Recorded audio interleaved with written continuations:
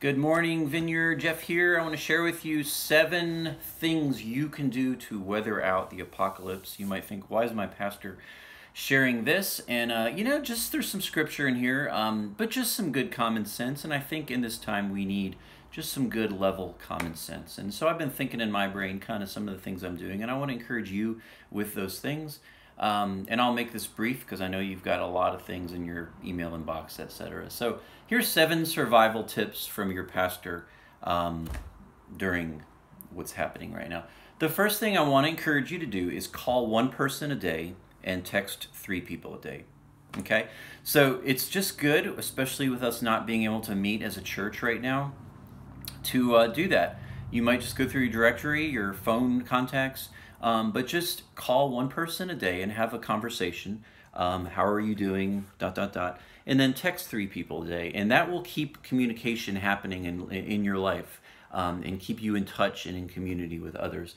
The second thing I want to encourage you to do is go outside and walk. If you can't walk, then go outside and sit. We need to turn the news and the media off for a time. And it's restorative to do that, to breathe the fresh air. If it's sunny, to get the vitamin D. Those sorts of things are restorative to our spirit and our soul and our bodies and our minds and our emotions. So I want to encourage you, take a daily walk. Number 3 is care for the needy. Care for the needy. So, there's people in your life, maybe in our church or maybe outside of our church, maybe a neighbor, maybe a coworker, that you and I may be best serving a role of getting groceries for that person, getting prescriptions for that person.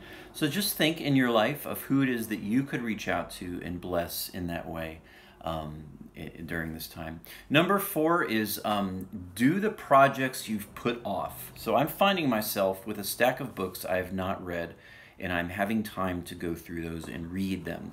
So what is it in your life? Do you need to practice your guitar? Do you need to do yard work? Are you needing to weed your garden or your yard? Whatever it might be, whatever project you have that you've put off, now is a great time to pursue that.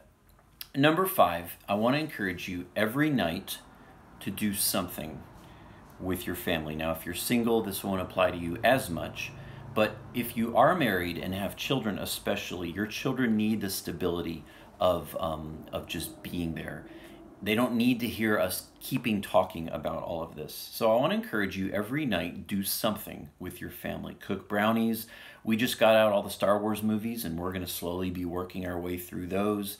Sitting down and talking, board games, whatever it might be, doing something so that there's a foundation and a basis of stability in the evenings at your home.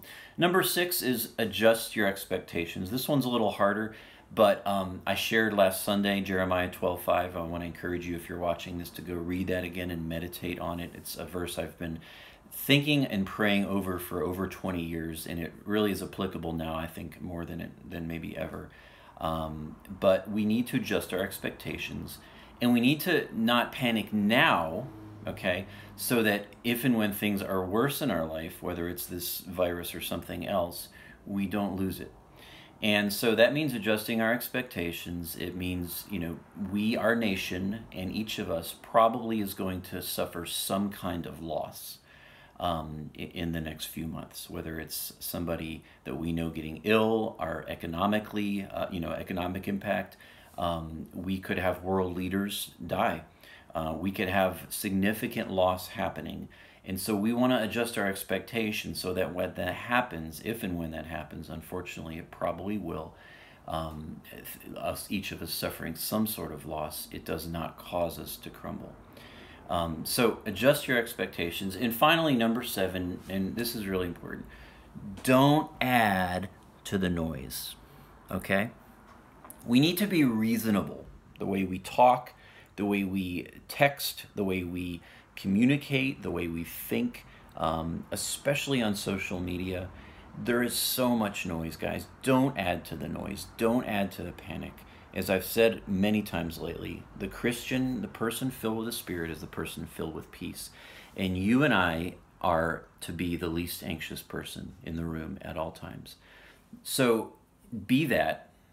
And I want to keep this at under 5 minutes. So bless you with that. I hope you're encouraged, and I'll talk to you soon. Don't forget live streaming Sunday mornings.